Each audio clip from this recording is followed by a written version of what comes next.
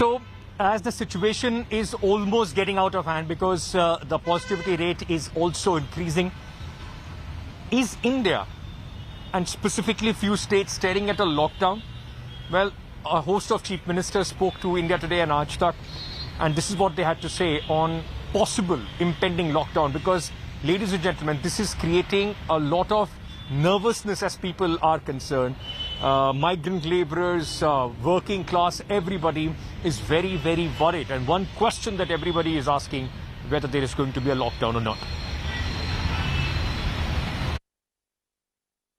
मैं आपसे ये समझना चाह रहा हूं क्योंकि शुरुआत से ही आप कहते रहे थे कि लॉकडाउन कोई कोविड के लिए किसी तरह का कोई दवाई नहीं है, उससे आप रोका नहीं जा सकता। तो क्यों आपको लगा जरूरी कि नाइट कर्फ्यू लगाया जाए और रिस्ट्रिक्शंस इस तरीके से बढ़ा दिए जाए? देखिए, मैंने शुरू से कहा है कि लॉकडाउन से कोरोना को ख़त्म नहीं किया जा सकता।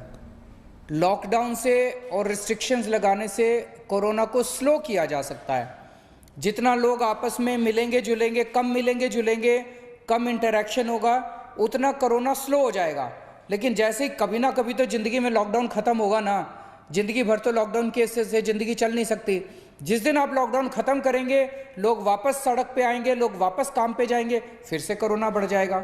तो लॉकडाउन कब इस्तेमाल करना चाहिए? मेरा अपना ये मानना है कि जब आपकी हेल्थ फैसिलिटीज़, अगर आपको लगे कि बहुत ज़्यादा स्ट्रेन हो गई है और ये बर्दाश्त नहीं कर पा रही है, तब आपको लॉकडाउन लगा के अपने लिए you buy some time for yourself, आप अपने लिए थोड़ा सा और समय ले लीजिए।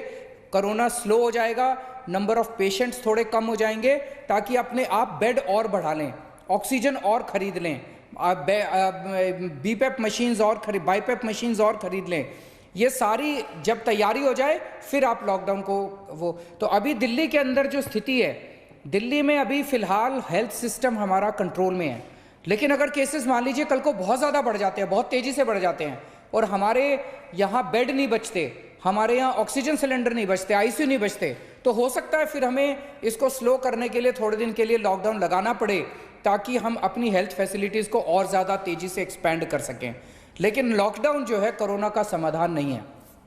जहां तक लॉकडाउन की बात है, जो पिछली बार हमने प्रयोग किया, मुझे लगता है कि उसमें से एक पैनिक ज्यादा खड़ा हो जाता है, लेकिन उसका कोई समाधान बहुत निकला नहीं है। और अगर पैनिक होने के बाद जो पिछली बार लगातार 3 महीने तक जो स्थितियां बन गई थी, हमारा आर्थिक चक्र सारा रुक गया था, वैसी स्थिति ना आ जाए, क्योंकि वो स्थिति कोरोना के साथ साथ कई बार बहुत भयंकर स्थिति बन जाती है।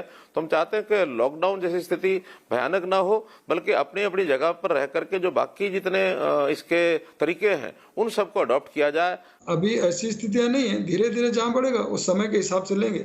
लेकिन हमारा प्रयास ये है कि उत्तराखंड में लॉकडाउन की स्थिति नहीं आएगी, ये हमको पूरा विश्वास है और उस ओर हम बढ़ रहे हैं। हमने वैक्सीन लगाने का काम पूरी तरह से नीचे तक किया है।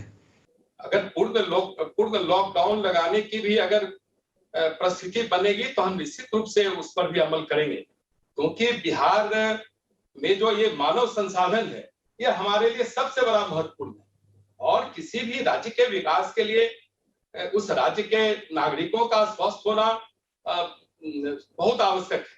और इस दृष्टि से हम सबकी भी चिंता है, क्योंकि हमारे लोग, बिहार के लोग जितने स्वस्थ होंगे, हम बिहार को और तेज गति से आगे ले जाएंगे। Hello everyone, this is Rahul Kamal here. Hope you enjoyed this video.